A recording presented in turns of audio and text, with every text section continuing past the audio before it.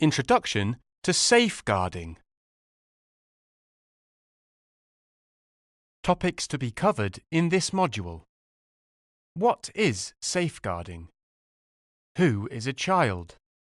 What is child protection? Who commits maltreatment? Why is safeguarding training important? Myths and truths about safeguarding children. Roles and responsibilities. Summary. What is safeguarding? Safeguarding is an encompassing term describing all aspects of what it takes to ensure that the welfare of children and vulnerable adults is protected from harmful acts such as neglect, physical, emotional and sexual abuse, fraud and financial abuse.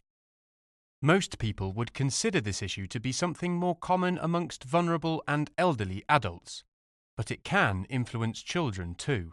Think about children who work, for example, as models or in the entertainment industry, or children who have inherited money that their parents or guardians do not have.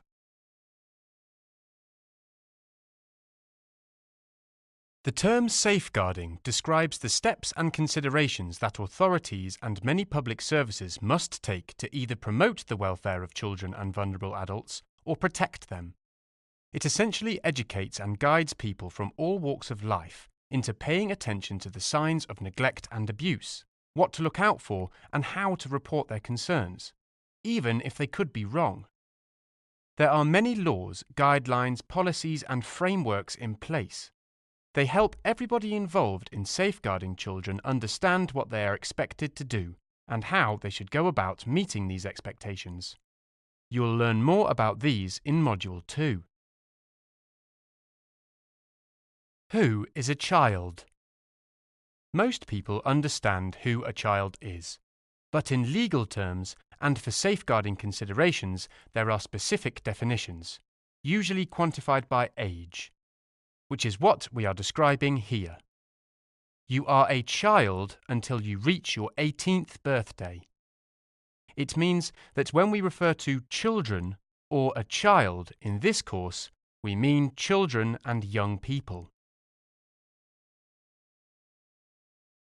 What is child protection? As cold as it may seem, child protection is a process. It's a process in place to ensure that children who are suffering from harm, neglect, or abuse are protected. As you will discover, there is a lot of grey areas and uncertain terrain when it comes to assessing a child who needs protection and then protecting them. Sometimes it's difficult to see the signs, and many abusers can seem to be incredibly kind and sincere. For people who have never experienced the kinds of troubles that children in this situation do, it can be difficult to determine whether they are hurting a child further by reporting their concerns. Matters are further complicated if they have never met people who might harm a child. The issues highlighted on the earlier slide is why we need processes like child protection in place. It's to support both the child and provide a process for reporting concerns. Ensure that authorities take the correct action which meets with the child's needs. Ensure that no stone is left unturned. The consequences of overlooking abuse are tragic. As you will come to see, we can't afford to take a risk on a child's life, and that's why child protection is necessary. Who commits maltreatment? You might be surprised at the array of people who might commit maltreatment. The list can be long. But to make it short, it can be anybody from all walks of life.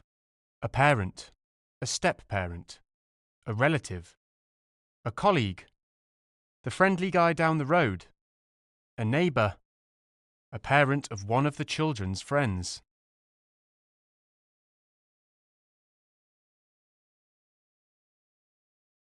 A teacher, a care worker, a shopkeeper, a lawyer, a seemingly kind or charismatic person, a doctor, or a friend. When thinking about who can abuse, neglect, or harm a child, you should have no preconceived ideas. It can be anybody, from any walk of life, rich or poor, male or female, kind and charismatic or aloof and creepy, and any creed or colour. Why is safeguarding training important? Safeguarding training in itself raises awareness, understanding, and increases knowledge about safeguarding. It is a form of child protection, and in many cases, it's the first line of defence against child abuse. Safeguarding training ensures that services surrounding children promote more effective and integrated service, which ensures that they can approach safeguarding issues appropriately, without overlooking a child in need. It will provide confidence and clarity for your role concerning your safeguarding duties. It will provide an overall better understanding of the role everyone plays in safeguarding children. Myths and truths about safeguarding children. There are many myths and truths about safeguarding children, some of which we will cover here, others you'll discover further on in this course, and yet more will show up during your career. So while we've listed some common myths and truths about safeguarding in the following slides, you must remember, always keep an open mind when you are around children and are performing your safeguarding duties. Here are 10 of the most common myths about safeguarding children. Myth number 1. Women do not harm, neglect, or sexually abuse children. The reality: women are more likely to neglect, harm, or emotionally abuse their children than sexually abuse them. However, they are frequently an accomplice for sexual abuse, and in around 5 to 10% of women, the sexual abuser is female. Myth number 2. It is usually strangers who abuse children. The reality: the majority of abused or neglected children are abused or neglected by people they know and trust. Myth number 3. There is usually only one abuser. The reality: there are many cases where children are abused at the hands of multiple people. It doesn't have to be just one person. Myth number 4. If a suspected abuser shows kindness and adaptability and is well-spoken, they can't be the abuser. The reality: many abusers, though not all, know exactly what to say to get themselves out of trouble. Even a trained eye can have a hard time determining whether an abuser is telling the truth or lying. Some can be the most charismatic people of them all. Myth number 5. Parents and families don't abuse their children. The reality: parents do harm their children frequently. There are even whole families who abuse each other.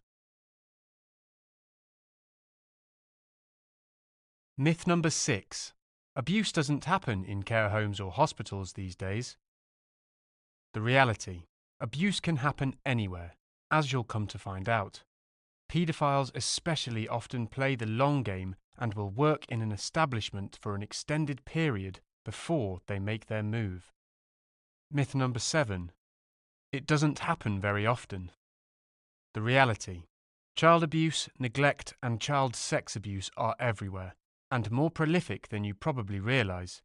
Many cases go unreported, but there are probably quite a few people in your circle of family and friends who have experienced abuse of some kind. Myth number 8. It doesn't happen here, in this culture, community, family, town, or country. The reality: abuse happens in all classes, ethnic groups, cultures, and communities. Myth number 9. Children often lie about abuse. The reality: children very rarely lie about abuse. Instead, they fear further harm if they tell, or they think that nobody will believe or understand them. Myth number 10. If a parent abuses a child, they will lose custody of the child. The reality: Child protection services understand that the best place for a child is with their family. If it's possible to keep that child safe at home with their parents, they'll support the parents in doing just that. Children are only removed from a family in worst-case situations, usually when it's the parents who are harming the child. 5 facts about safeguarding children. Fact number 1. Most child abusers are never convicted for their crimes because children have a hard time standing up against their abusers in court and also frequently mix up their timelines and facts. Fact number 2. Some parents will never know that their child is being abused, and it could be their friend or relative who is doing the abuse.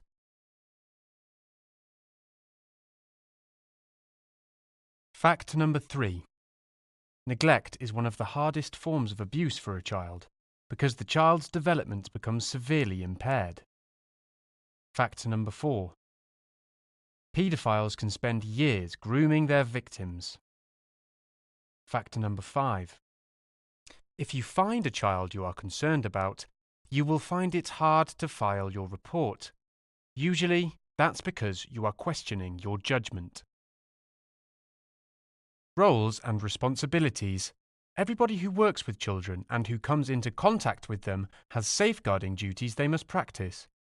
There are also agencies who must adhere to safeguarding requirements. These include educational services, local authorities, all health authorities, psychologists, all other child protective services, social services, and housing authorities. All of these services and anybody who works with children must know how to report their concerns. But the reality is that safeguarding responsibilities belong to everybody. If you are not working with children but are concerned, you should report your concerns to Child Protective Services, who will have a duty to report it and follow it up.